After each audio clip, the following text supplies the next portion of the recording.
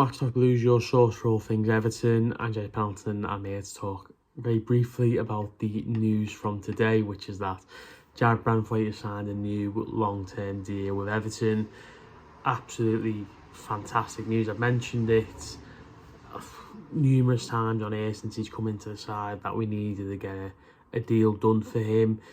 Contract expired not this coming summer, but the summer after that, 2025, and we had an option, to extend that by a year, like a club option, I think they called it, which was obviously good, and that put my mind at ease a little bit. Now we could get another year. I really didn't expect this to happen, and then obviously the news broke sort of this time yesterday around midday, I think it was. I think the Mail said that it looked like he was going to sign a new deal.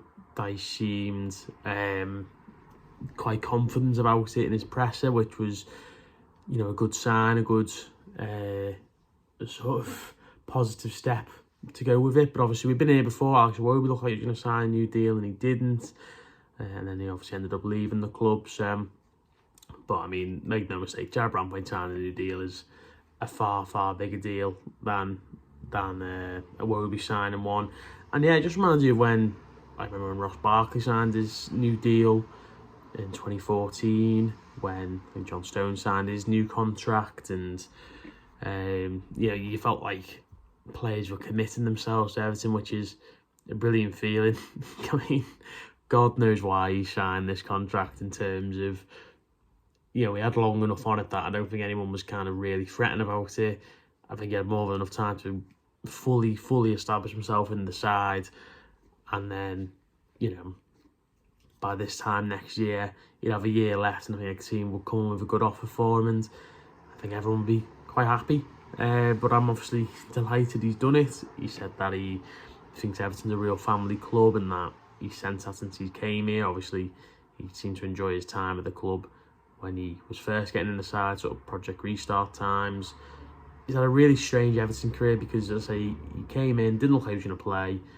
He then got put in the team around that time, and he played well, but it was clear he wasn't, he was only a teenager, so he clearly wasn't the short-term solution.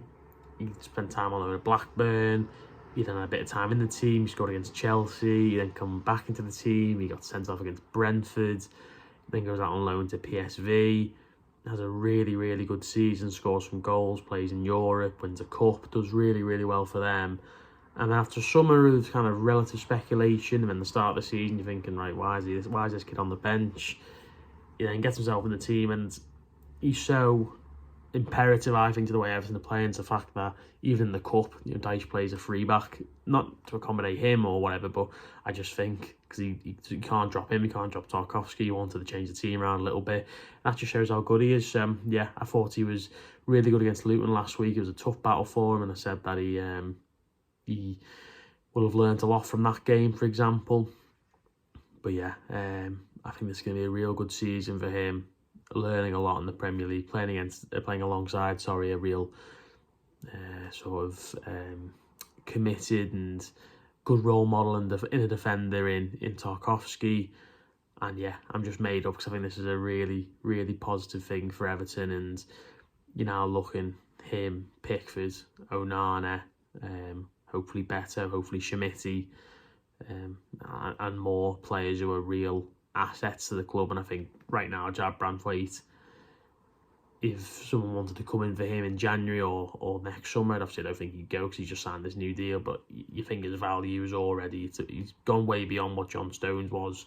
Obviously that was 6-7 years ago, so obviously transfer fees go up and stuff, but new contract in the bank, playing well, and he's got some different qualities to him. He's always going to be compared to John Stones, I think, so it's going to be interesting to see what happens. But obviously, hopefully we don't have to talk about selling him. Hopefully we can talk about this kid being someone who's at Everton for a number of years and can really help us do something, but we'll see. Anyway, point being is we've covered our backs.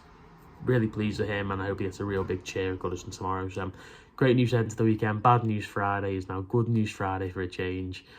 And bring on tomorrow. Nice one. Up the toffees. Let us know your thoughts down below. I'll speak to you soon. Nice one.